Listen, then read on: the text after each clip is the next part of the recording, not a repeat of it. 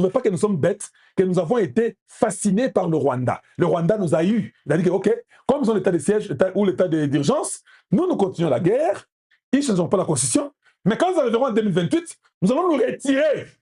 Nous dirons que la guerre est terminée, organiser des élections. Vous ne pensez pas que c'est possible que le Rwanda réfléchisse comme ça? Qu'ils disent que non, 2028, et tous se retirent, tous. Et ils diront à Tshisekedi, allez, organise des élections. Mais je sais que ça peut être ça le plan.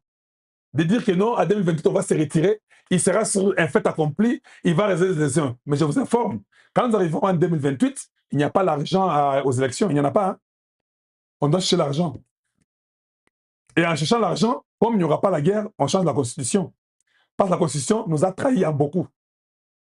En changeant la Constitution, nous irons maintenant aux élections. Tout ça se suivra en ordre de croissance. Ça ne sera pas que comme il n'y a pas la guerre, ils sont retirés, on va directement aller faire les élections. Nous ne sommes pas bêtes. Nous comprenons tous les jeux. Donc, soyez calmes. Si la guerre termine en 2028, nous n'irons pas aux élections sans le référendum, sans les changements, les remplacements de la Constitution. On fera les référendums, on fera une nouvelle Constitution et nous ferons les élections après. Si la guerre ne finit pas, vous êtes en train de nous dire que Tshisekedi reste un président à vie, non? Vous ne pensez pas que c'est plus grave que si nous faisons un truc de 12 ans renouvelable 4 fois? Parce que si la guerre continue et que ça ne finit pas, Tshisekedi reste président en fonction. Vous ne trouvez pas que vous êtes un peu si bête que ça? Il va rester combien de temps président sans élection? Parce que nous sommes en guerre. Voilà un peuple moins intelligent. Permettez-moi les termes.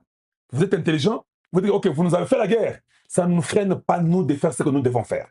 Donc, la réalité est celle-ci, bien-aimés, ceux qui aiment Kalonji TV. Je vais vous dire la vérité. Un peuple est celui qui s'ajuste aux événements et au moment de ce temps où il vit. Si nous avons fait les élections quand on avait la bataille de Bunagana et consorts, et que les gens n'ont pas voté tous sur les élections, c'est pas nous sommes humains. On a dit que non, attention, vous bloquez parti wana, tout ça à l'élection, tout ça est l'équipe.